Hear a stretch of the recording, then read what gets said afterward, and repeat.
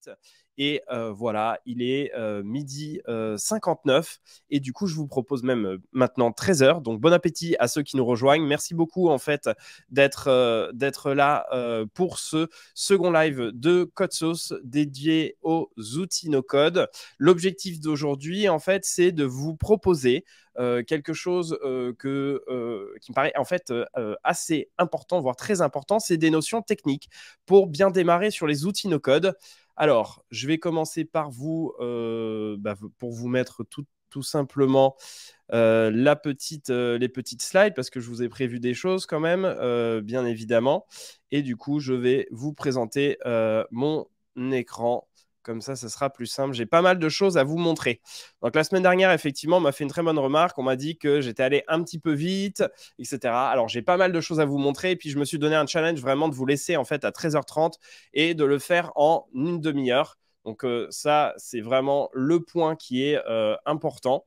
Et bien évidemment, l'idée, c'est qu'on... Là, ça va aller assez vite. C'est des notions techniques, en fait, où je ne vais pas pouvoir particulièrement creuser. Je vais être assez général. Je vais vous donner des ressources. Et si ça vous intéresse, l'idée, c'est que je vais faire d'autres lives plus spécifiques sur des points particuliers par la suite, dans les prochaines semaines, pour que vous puissiez effectivement pouvoir tout simplement continuer un peu à vous éduquer, à vous former, en fait, sur les outils no-code pour vous, pour vos entreprises ou pour vos clients. Alors, 10 notions techniques pour démarrer sur les outils no-code. Et je vous propose en fait qu'on rentre directement dans le vif du sujet avec un premier élément en fait qui est la question en fait des langages web. Alors pourquoi en fait j'ai souhaité, alors peut-être une introduction rapide, 10 notions techniques. Pourquoi 10 notions techniques? Parce qu'effectivement on parle d'outils no-code aujourd'hui, mais la réalité c'est que quand on parle d'outils no-code professionnels, aujourd'hui la question de la technique est toujours au premier plan. Alors effectivement, c'est pas aussi dur que ce que font les développeurs, mais vous devez connaître effectivement des éléments techniques pour pouvoir démarrer. Et il s'avère que, par exemple, dans mes posts LinkedIn, il s'avère qu'effectivement, dans les conférences que je fais, je me rends compte que j'utilise des termes qui, aujourd'hui, moi, en tant que développeur, me paraissent, on va dire, assez, pas facile d'accès, mais plutôt assez connu, alors que la réalité, c'est que beaucoup de personnes qui, en tout cas, démarrent sur les outils no-code, ne connaissent pas ça. Donc, je voulais vous faire un petit panorama des 10 notions techniques. En vérité, on pourra en mettre beaucoup plus. Peut-être qu'il y en a certains qui pensent qu'il y en a beaucoup moins. À minima, au moins, vous avez comme ça 10 notions, 10 clés, 10 techniques pour pouvoir, en tout cas, démarrer et commencer à appréhender ces outils no-code. Alors, le premier... c'est celui qui pose peut-être le plus de questions, parce que c'est la question des langages web. Et effectivement, aujourd'hui, on parle de no-code. Donc, globalement, je vous avais montré dans le live précédent en fait, ce que ça voulait dire, effectivement, que cette différence entre le code et le no-code. Donc, si ça vous intéresse, je vous laisserai aller revoir en fait, la vidéo sur la chaîne YouTube. Et on voyait qu'effectivement, sur les outils no-code, comme Bubble, comme Webflow, comme Make, etc., il n'y avait pas, par exemple, besoin de coder avec un langage web particulier. Sauf qu'en fait, derrière ces outils no-code, il y a toujours des langages web qui sont à l'œuvre. Et en plus de ça, vous avez la possibilité, sur la plupart des outils no-code, d'utiliser des langages web pour pouvoir améliorer votre outil. Et alors, je vous ai donné trois langages en fait qui sont assez connus, qui sont le HTML, le CSS et le JavaScript. Donc pour ceux qui ont déjà pas mal démarré sur ces outils no-code, ça vous est pas forcément totalement inconnu, d'autant plus s'il y a des développeurs qui suivent ce live. Je vous ai fait des petites définitions rapides, on pourrait être beaucoup plus précis, mais le HTML, c'est un langage de balisage qui structure une page web. Le CSS, c'est ce qui permet de styliser votre page web, de lui mettre des couleurs, de lui mettre des belles typographies, de lui mettre des animations, etc. Et le JavaScript, c'est alors ce qu'on appelle un langage de script qui est dédié au web, front et back. On reviendra un peu plus sur ce JavaScript, notamment parce que je souhaite mettre en place en fait des workshops dédiés en petits groupes pour vous apprendre à démarrer sur ces outils no-code. Donc voilà, juste pour vous montrer, parce que je pense que c'est pas mal d'avoir des petites démonstrations en même temps. Quand je vous parlais donc de HTML ici, donc là, ici, je suis sur un outil qui peut vous servir si jamais vous voulez démarrer avec le HTML. Et là, par exemple, vous voyez que ici, on se retrouve avec des balises. Donc, et ces balises-là, c'est ce qui est le HTML. Vous voyez qu'il y a une structure, en fait, c'est la structure de la page. Et ici, vous avez la page en entier. Donc ça, c'est la partie HTML. Vous voyez là, ça s'appelle index.html. Et vous avez également la partie style. Alors, la partie style, c'est justement la partie CSS. Voilà. Donc là, c'est la manière dont c'est noté. Hein. Vous voyez, ça commence par un point red color. Donc là, ça fait en sorte qu'effectivement, ici, vous avez la partie lorem ipsum, là, qui est en rouge. Voilà. Et vous avez également une partie. Alors là, on y reviendra un peu plus loin. Là, c'est un bouton qui permet d'ajouter plus un en fait à chaque fois. Et la partie JavaScript. Ici, je vous ai juste créé un petit bouton qui justement vous montre en fait comment est-ce qu'on peut faire du JavaScript. Donc là, il y a une interaction et il y a quelque chose qui se passe. Donc voilà, quand je clique sur le bouton, ça rajoute un plus 1. Voilà, ça c'est, on va dire, le point, pas le plus important, mais c'est un point important à connaître lorsque vous démarrez en fait sur les outils no-code, c'est de savoir que vous pouvez également ajouter du HTML, du CSS, du JavaScript. Et typiquement, lorsque vous faites par exemple du Webflow, eh ben, vous êtes sur une structure HTML qu'il faut connaître. Donc, pouvez vous dire, écoutez, c'est pas mal, du coup, merci pour les langages web, mais comment est-ce qu'on fait pour l'apprendre? Donc, effectivement, vous n'avez pas tous les moyens de faire un bootcamp, etc. Et globalement, l'idée n'est pas forcément de faire un bootcamp dédié en code pour comprendre les outils no-code, heureusement. Donc, ce que je vous propose, c'est qu'effectivement, vous avez la possibilité de vous former et je vous ai mis quelques ressources qui me semblent intéressantes pour vous si jamais vous voulez aller plus loin. Pour moi, la première ressource absolument incroyable que je vous conseille, en fait, c'est celle de MDN. MDN, c'est Mozilla. D'accord. Et ce qu'ils ont fait, en fait, ils ont fait deux choses. Enfin, ils ont fait plein de choses incroyables. Mais notamment, en fait, vous avez deux cours qui sont très bien faits sur le HTML et le JavaScript. Qui vont vous permettre en fait d'apprendre de A à Z avec des petits projets comment est-ce qu'on fait pour justement mettre en place ce HTML et ce CSS. Alors, ces cours, ils sont un peu longs, mais ils sont vraiment très bien pour démarrer. En plus, ils sont en français. Ce qui n'est pas toujours le cas en fait sur de l'informatique. Donc, je vous conseille vraiment en fait d'aller regarder ça. Qu'est-ce que j'ai d'autre pour vous? J'ai également une petite ressource que j'aime beaucoup, qui est Codecademy, qui est gratuit. Et vous avez un catalogue de ressources ici. Vous pouvez avoir, en fait, vous avez du CSS, du JavaScript et plein d'autres types de langages, du HTML aussi, du Python qui est très intéressant. Et bref, vous pouvez suivre ça. Et ce qui est assez cool, c'est que c'est des petits exercices qui vont vous permettre de progresser au fur et à mesure. Moi, quand j'ai démarré, il y a quelques années, quand ça existait, je m'en souviens, je les avais fait, c'était très bien. Je les ai revus l'autre jour, c'était assez intéressant. En formation, je les avais mis également pour pouvoir se former. Donc, je vous le conseille. Et le dernier point, pour se former en JavaScript, vous avez également FreeCodeCamp. Là, ici, FreeCodeCamp, c'est une sorte de bootcamp en ligne de code où tout est gratuit. C'est juste incroyable ce qu'ils font. Moi, ce que je vous conseille, c'est vous abonner à la chaîne YouTube qui est absolument incroyable et sur lequel vous avez des cours sur à peu près tous les langages web du moment, dont le HTML, dont le CSS, dont le JavaScript, et qui vous permettent en fait de A à Z de comprendre comment ces langages fonctionnent. Encore une fois, je reviens, vous n'êtes pas obligé de maîtriser ces langages-là pour démarrer sur les outils no-code. Mais vous allez voir que vous allez pouvoir les ajouter sur certains outils no-code professionnels, quasiment tous, pour pouvoir augmenter leur capacité et pour pouvoir améliorer en fait leur fonctionnalité. Et vous n'êtes pas obligé de démarrer dessus. Mais par contre, vous allez voir qu'à un moment donné, si vous voulez progresser, ça va être très bien de connaître cette structuration et ces éléments-là.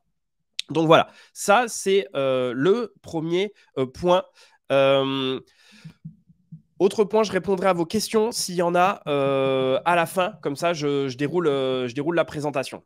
Alors, ensuite, le second point, c'était la question du front-end et du back-end. Alors, la question du front-end et du back-end, je vous ai mis deux petites définitions. De mon point de vue, je ne les trouve pas incroyables. Je pense qu'on pourrait être bien meilleur que ça. Mais globalement, quand on l'explique à quelqu'un qui ne connaît pas du tout le web, le front-end, en fait, c'est tous les éléments qui font partie de l'interface utilisateur. Donc, globalement, ce que vous voyez à l'écran, c'est du front-end.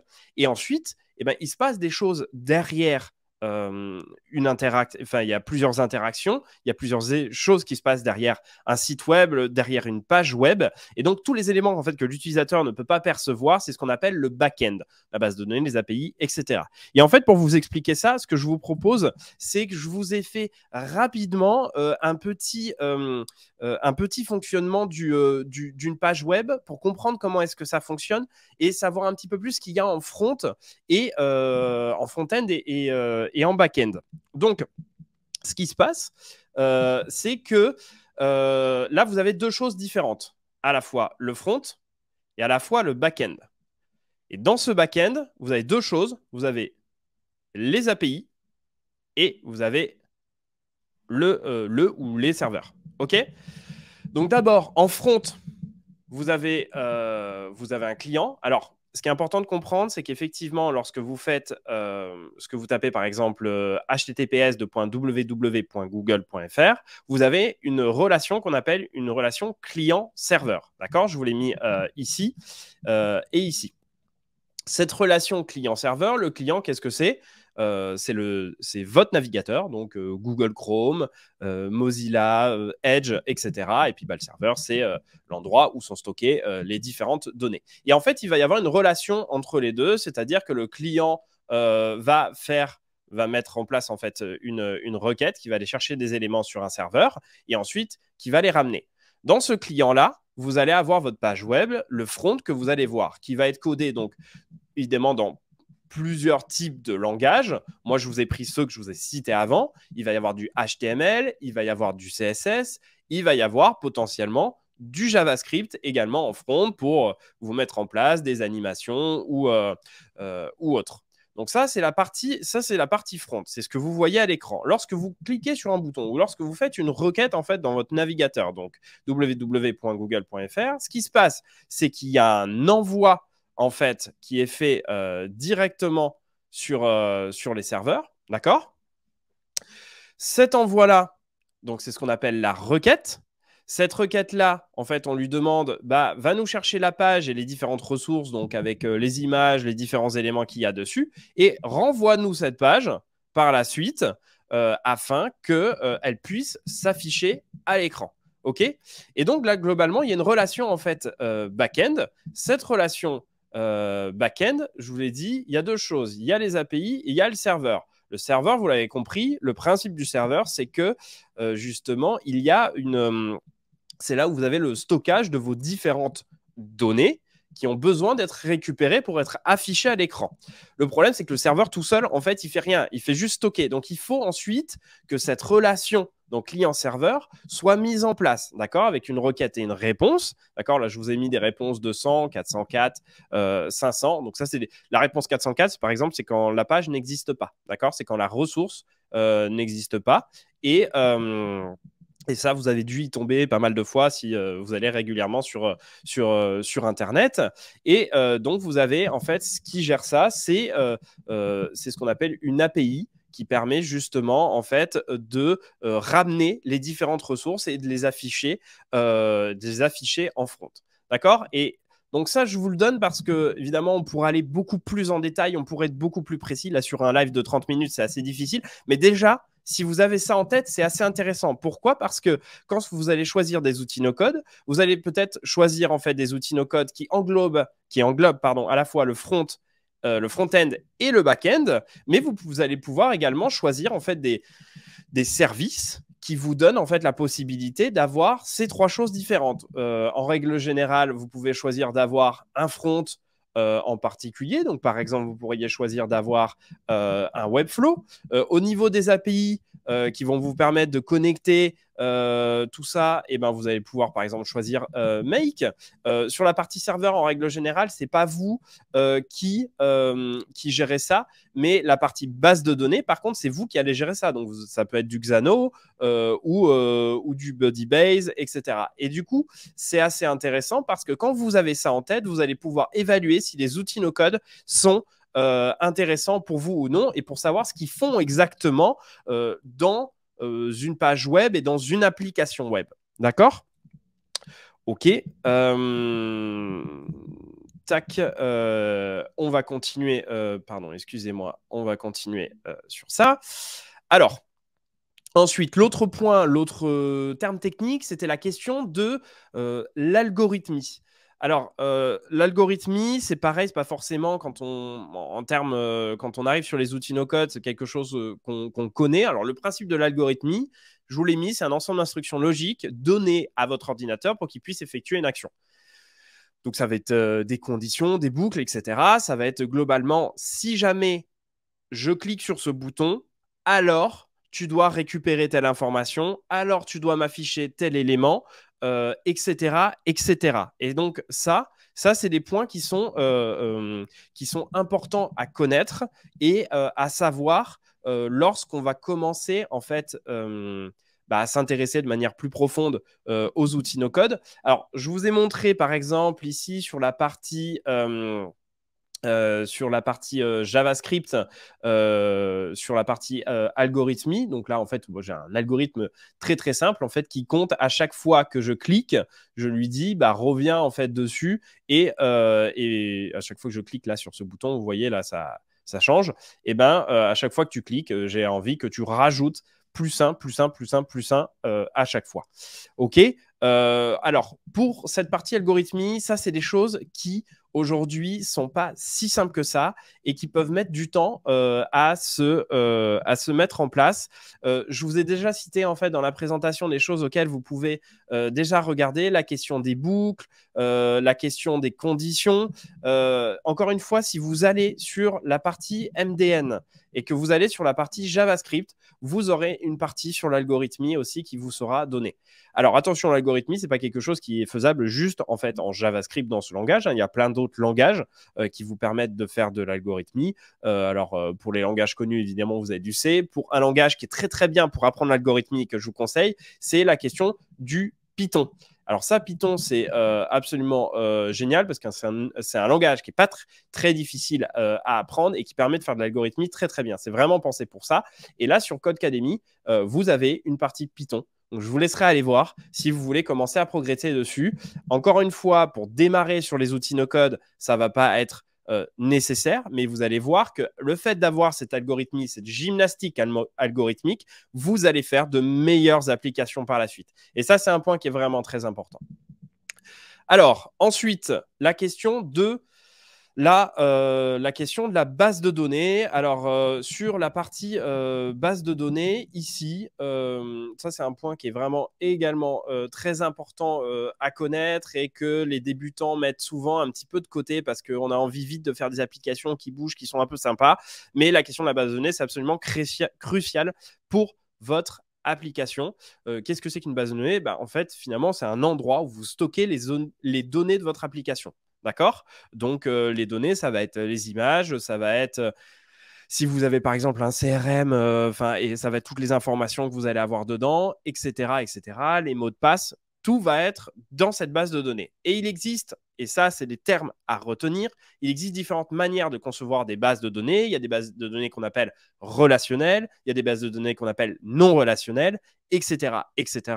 Ce qu'on va surtout voir aujourd'hui sur la plupart des outils no-code, c'est des bases de données relationnelles. Donc ça, c'est hyper important d'apprendre à savoir faire une base de données relationnelle. Je pourrais faire un live dessus, on pourra faire un workshop dessus si ça vous intéresse. C'est des choses qui ne sont pas si simples que ça et qui mettent du temps à être mise en place. Par contre, c'est absolument crucial parce que ça va déterminer l'architecture de votre application et l'architecture de votre application, ça va déterminer ensuite les performances de votre application. Et donc, ça va avoir des impacts ensuite sur l'utilisabilité, je pense que ça se dit, sur l'utilisation de votre application, c'est mieux. Et donc la manière dont on perçoit en fait en tant qu'utilisateur votre application. Donc vous ne pouvez pas faire l'impasse sur la base de données si vous voulez être un peu sérieux sur les outils no-code. Et donc, alors pour s'y former, encore une fois, vous avez plein de vidéos sur YouTube, etc. Moi, je trouve que j'avais regardé donc pour un outil Airtable. Airtable, on en a parlé, on en a déjà parlé et on va faire des lives en fait dessus. Le principe de Airtable, c'est que c'est une base de données relationnelle qui se présente comme un Excel, ok. Et donc, eux, ils ont déjà, en fait, sur leur blog, ils ont déjà fait, en fait, des mini-cours qui vous expliquent comment fonctionne une base de données relationnelle, etc., qui est plutôt bien faite. Encore une fois, c'est en anglais. Je trouve que c'est plutôt bien fait. La réalité, c'est que vous allez avoir aussi pas mal de documentation en français. C'est des choses qui existent depuis très longtemps, qui sont connues hyper bien par la plupart des développeurs. Donc, vous n'aurez pas de mal à trouver de la ressource dessus. Par contre, je vous encourage vivement à essayer de vous former sur la base de données relationnelle parce que c'est des choses qui vont être importantes par la suite pour pouvoir justement monter en gamme sur son application. Donc là, il y a 2 articles. Encore une fois, ces articles, je les mettrai en commentaire de la chaîne de la vidéo du replay YouTube. Et comme ça, vous pourrez tous les retrouver et cliquer dessus pour continuer à vous former sur le sujet. Après la base de données, je vais vous parler de 2 choses qui sont absolument cruciales lorsque vous allez démarrer sur les outils no-code. C'est la question des API. Alors, la question des API, je vous le dis tout de suite, je vais faire un workshop dédié de 2 heures dans lequel on va démarrer ensemble et je vais vous montrer en fait comment fonctionnent les API. Alors, encore une fois, des API, il en existe beaucoup, mais je vais vous montrer comment ça fonctionne. Là, rapidement, c'est pour que vous ayez le mot-clé et à quoi ça sert. Alors, API, en vérité, moi, quand j'ai démarré dessus, on m'a dit c'est une application programming interface. Globalement, j'ai pas compris ce que c'était et je trouve que le terme, quand on n'est pas technique, est compliqué. Au niveau de la définition, c'est une entité informatique dont le rôle est de connecter entre elles différents logiciels ou services afin d'échanger de la donnée ou des fonctionnalités. OK. Alors, c'est peut-être pas toujours très clair. Le principe d'une API, pour vraiment grossir ça, le principe, c'est que vous allez pouvoir échanger de la donnée entre vos différentes applications. Je vous ai montré la semaine dernière dans le live précédent ce qu'on pouvait faire avec rapidement, ce qu'on pouvait faire avec Make. Et ici, je vous ai fait un petit scénario. Pour rappel, Make, c'est un outil qui va vous permettre d'automatiser différents process et surtout de connecter des applications entre elles qui, de base, n'ont pas forcément grand-chose à voir entre elles. Là, ici, je vous ai fait un premier scénario. OK, là, donc ça, c'est ce qu'on appelle un scénario. Le premier scénario ici, Tally, ce qu'il fait, c'est que c'est un formulaire qui vous permet en fait de récupérer des réponses. Ici, vous avez Google Sheet. Bon, je pense que pour la plupart, hein, c'est connu. Hein, c'est un tableur qui vous permet de récupérer et d'instruire de la donnée. Et ensuite, vous avez Mailchimp ici qui vous permet de créer des newsletters. Le principe de ce scénario, il est simple, c'est que je veux que lorsqu'une personne remplit mon formulaire, je veux que ça ajoute une nouvelle ligne dans mon Google Sheet et par la suite, j'ai envie d'ajouter un nouvel abonné dans ma chaîne Mailchimp. OK? Et donc, dans ma nouvelle newsletter. Ce qui se passe, c'est que justement, tout ça, c'est rendu possible par la puissance des API. C'est-à-dire qu'aujourd'hui, Tally, Google Sheet et Mailchimp ont des API qui permettent aujourd'hui de se connecter à d'autres applications. D'accord? C'est ça que vous devez retenir, en fait, c'est qu'aujourd'hui, les API permettent de connecter les applications entre elles en échangeant de la donnée. OK? Et en règle générale, un échange de données, on parle d'API REST, R-E-S-T, et le principe de ces API REST, notamment, sont capables de mettre en place ce qu'on appelle le CRUD. Le CRUD, qu'est-ce que c'est? C'est le fait de créer de la donnée, le fait de lire de la donnée, de mettre à jour de la donnée ou de delete, de supprimer de la donnée. D'accord? Encore une fois, ça, on va faire un live vraiment dédié pour que ça soit plus simple parce que c'est des choses qui sont pas si faciles que ça. Je communiquerai sur LinkedIn, évidemment, la suite également dans ma newsletter lorsque ça va sortir, mais je vous le dis, c'est très, très prochainement. Alors, autre point, et j'avance un petit peu parce qu'effectivement, je parle beaucoup, mais le temps avance. Je vais sûrement malheureusement dépasser un peu plus, mais je fais en sorte de rester sur le timing. L'autre point, c'était la question du JSON. Alors ça, c'est peut-être quelque chose que vous en avez déjà entendu parler. Ça concerne le formatage de la donnée. Donc, c'est un type de format de données qui est structuré soit en objet, soit en array. Donc là, encore une fois, quand on fera du JavaScript, on verra ce que ça donne. C'est un format, effectivement, je vous l'ai dit, qui est inspiré du JavaScript. À quoi ça ressemble, en fait, exactement? Alors là, par exemple, je vous ai fait, je suis sur un outil qui s'appelle Postman et qui permet donc d'interroger une API. D'accord? Et donc là, le principe, c'est que ici, je vais interroger cette URL. D'accord? Je vous le montrerai quand on fera le workshop. On va interroger cette URL et cette URL-là me renvoie en fait des données ici qui sont structurées. Et tout ce charabia qu'on ne comprend pas trop, eh ben, c'est ce qu'on appelle du JSON. OK? C'est marqué ici. Et donc, là, ici, vous avez ce qu'on appelle un tableau. Là, vous avez le début d'un objet. Et puis, vous voyez que vous avez un système de clés-valeurs. La clé étant le titre et la valeur étant monsieur. Donc, monsieur Joseph, mort, etc. D'accord?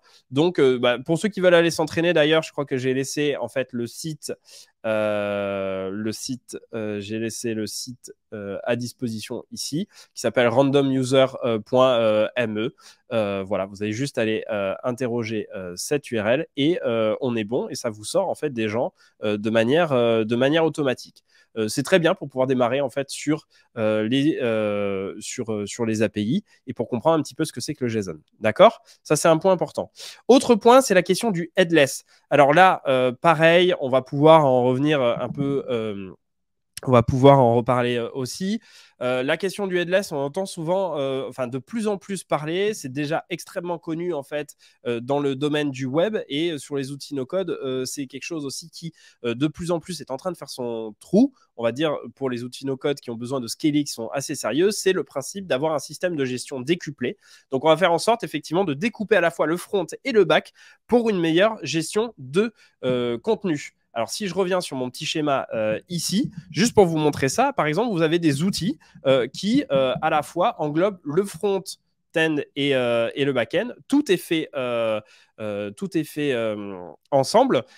Et là, l'idée, c'est qu'en headless, vous allez décupler votre front d'un côté et ensuite qui va être totalement agnostique par rapport au back-end par la suite. Et par exemple, vous pourriez très bien imaginer avoir un front en WeWeb, par exemple. Je vous laisserai aller voir l'outil, on fera une démo, hein, bien sûr. Et vous pourriez avoir également un back-end avec un outil qui s'appelle Xano, X-A-N-O. Et ça fonctionne très, très bien, notamment si vous voulez faire des outils no-code qui vont avoir tendance en fait à scaler. Le principe du headless, c'est aussi ce qui est très intéressant, c'est que par exemple, si vous avez votre back-end décuplé de vos fronts, eh ben, vous allez pouvoir aller interroger votre back-end pour construire d'autres expériences utilisateurs. Ok, bon, vraiment, je m'arrête là sur la partie headless parce qu'on pourrait vraiment y passer du temps, mais c'est un point, un terme que vous devez connaître aussi. Ensuite, la question de la documentation, le principe de la documentation, juste là, c'est pas technique, c'est juste de comprendre qu'aujourd'hui, si vous voulez vraiment être sérieux et démarrer sérieusement sur les outils no-code, vous ne pouvez pas passer à côté de la documentation. Ok? Ça, c'est ce que je vous ai mis, c'est un pilier. Documentez votre travail pour vous et vos équipes. Pour vous, pourquoi? Parce que si vous travaillez sur quelque chose et vous y revenez 3 mois après, croyez-moi d'expérience, au bout de 3 mois, vous avez complètement oublié ce que vous avez fait. Donc, vous avez besoin de le documenter, de savoir ce que vous avez fait. Et faites-le également pour vos équipes, parce que vos équipes, elles n'ont pas travaillé forcément sur le projet que vous avez fait. Elles ont besoin d'essayer de comprendre comment est-ce que ça fonctionne. Alors, il y a plusieurs outils de documentation, hein. Vous pouvez prendre du Notion, vous pouvez prendre du Loom, du Clap en fait pour faire de la vidéo, et vous avez également un outil, et ça on aura l'occasion d'y revenir, et je sors également un podcast en fait cette semaine sur ça, sur NC-Scale, qui est un outil dédié à la documentation en fait des outils no-code. C'est un très gros outil. On fera également un petit live dessus si ça vous intéresse. Effectivement, NC-Scale est en passe de devenir bientôt l'outil, un des outils de référence sur la documentation sur les outils no-code. Donc voilà, ne négligez surtout pas ça lorsque vous voulez vous y mettre sérieusement. Et alors, on va terminer sur 2 points qui ne sont pas nécessairement en fait mon expertise, qui sortent un petit peu de mon expertise technique, mais qui font totalement partie du travail de product builder, d'un professionnel ou d'une professionnelle des outils no-code. D'accord? C'est la question en fait de l'UX, UI. D'accord? C'est deux choses qui sont quand même assez différentes. On les met souvent ensemble, mais sachez qu'il y a des gens dont le travail c'est d'être UX designer et d'autres d'être UI designer. C'est des choses qui sont différentes. Là, l'idée c'est pas vraiment d'en débattre en fait maintenant parce que c'est pas l'objet, mais voilà, c'est pour vous donner encore des points techniques à comprendre. Voilà, l'UX, ça veut dire User Experience, c'est la globalité de l'expérience utilisateur, d'accord? C'est la réalisation, comment est-ce que vous l'avez fait, l'émotion que vous ressentez, le fait effectivement d'avoir un parcours utilisateur, etc., etc. Par contre, User Interface, c'est plutôt la réalisation graphique d'un élément, d'accord, et qui bien évidemment participe à l'UX. Donc on pourrait dire que l'UI est inscrit dans l'UX si on devait faire des cercles concentriques, d'accord. On aurait un petit UI et un gros UX. Voilà ce qu'on pourrait dire dessus. Encore une fois, je pense que c'est important que vous ayez également des bases dessus. Deux petites ressources assez intéressantes sur ça que j'ai découvert il n'y a pas longtemps, le site s'appelle Can't Unsee .space et là c'est pour vous faire comprendre en fait par exemple quel est le design qui est plus correct. Bon bah c'est celui-là, ok. Et en fait vous avez des petits jeux qui vous permettent en fait de comprendre l'intérêt justement de faire une bonne UX, de faire une bonne UI pour votre utilisateur. Donc je vous mettrai ça également en commentaire de la vidéo. C'est un petit jeu assez marrant, je vous conseille de le faire, et ça permet de démarrer on va dire de manière ludique sur la partie UX UI. Et vous avez également un autre petit jeu qui s'appelle User Unierface. Désolé pour la prononciation. Et en fait, c'est assez intéressant. Là, par exemple, on a envie de cliquer sur No pour pouvoir démarrer, mais en fait, il y a marqué Please click here to go to the next page. Donc voilà, clique. Et là, vous voyez, en fait, l'UX est pas du tout bonne et qu'il faut tout repenser. Et ça vous montre à quel point c'est hyper important de penser toute cette UX et toute cette UI, même lorsque vous êtes sur des outils no-code. Voilà, je vous laisserai par la suite aller voir ces différents éléments. Et on a quasiment terminé. Je voulais juste un dernier point technique qui me paraissait être important, c'est la question du product management. Ok, ça c'est pareil, hein, lorsque je parle de product builder, effectivement il y a la partie build, donc la partie technique, il y a la partie également product, et la question du product management est également très important. Et qu'est-ce que c'est qu'un PM? C'est une personne qui est en charge de la vision stratégique du produit, de la user research, de la planification, de la data. C'est une personne qui a une vision d'ensemble du produit dans un environnement particulier, qui soit un environnement interne ou externe. Globalement, là, j'ai mis une définition qui était, on va dire, globale et forcément qui n'est pas complète. Ce que je vous propose, c'est qu'ensuite, on fera des lives autour du produit parce que moi, je vous parle beaucoup de professionnels du no-code et du coup de product builder. Et par conséquent, l'idée, c'est qu'on puisse faire des lives également sur la partie produit pour que vous puissiez continuer à vous former sur ce sujet-là. Voilà les 10 points techniques qui me semblaient importants de connaître lorsque vous démarrez sur les outils no-code. Donc, je les reprends en fait juste rapide. On a parlé de langage web, HTML, CSS, JavaScript. On a parlé de front-end et de back-end, d'accord, avec ce petit schéma. On a parlé d'algorithmie. On a parlé de base de données, on a parlé d'API. Ça, c'est un point qui est très important. Je vous dis, il y aura un workshop dessus. On a parlé de JSON, de headless, de documentation. Ça, c'est un point, j'insiste encore, hyper important. Du X, UI et de product management. Donc voilà, là, ici, j'ai terminé, on va dire, sur cette petite et rapide présentation sur les 10 clés à avoir sur la question du no-code si vous voulez pouvoir démarrer sur ces différents outils. Et je vais bien évidemment prendre vos questions sur ça. Et moi, j'arrête de streamer mon écran. Alors, juste pour voir s'il y a des petites questions. Des questions, ou s'il n'y a pas de questions. Tac. Hop, il y a une petite vidéo, effectivement. Valérie avait fait une petite vidéo en fait de NC Scale si vous voulez découvrir. Je pourrais la mettre en lien. Et Et alors, Damien, sur la question en fait du JSON et les terminaisons des objets. Alors, ici, je reviens pas plus sur le JSON. On va faire un live en fait dédié. Le JSON a souvent un lien en fait avec les API. Et donc là, du coup, ce qu'on va faire, c'est qu'on va faire un workshop dédié aux API et dans lequel j'expliquerai effectivement comment ça fonctionne un array, comment est-ce que ça fonctionne un objet. Et du coup, on essaiera de faire nos premières requêtes pour voir comment ça fonctionne. Bah écoutez, il n'y a pas plus de questions que ça. Merci à vous tous d'avoir suivi ce petit live autour des outils no-code et des outils techniques pour pouvoir démarrer. Ce que je vous propose, bah écoutez, j'ai dépassé juste de 5 minutes. C'est plutôt pas mal. Et ce que je vous propose, bah, c'est tout simplement d'aller prendre un petit café avant de reprendre tranquillement à 14h si c'est le cas. Et moi, je vais vous remercier encore pour votre attention, le fait d'avoir été là. Et puis, je vous souhaite une très bonne journée, une très bonne semaine. Et surtout, je vous dis à la semaine prochaine pour un prochain live autour des outils no-code. À très bientôt. À plus.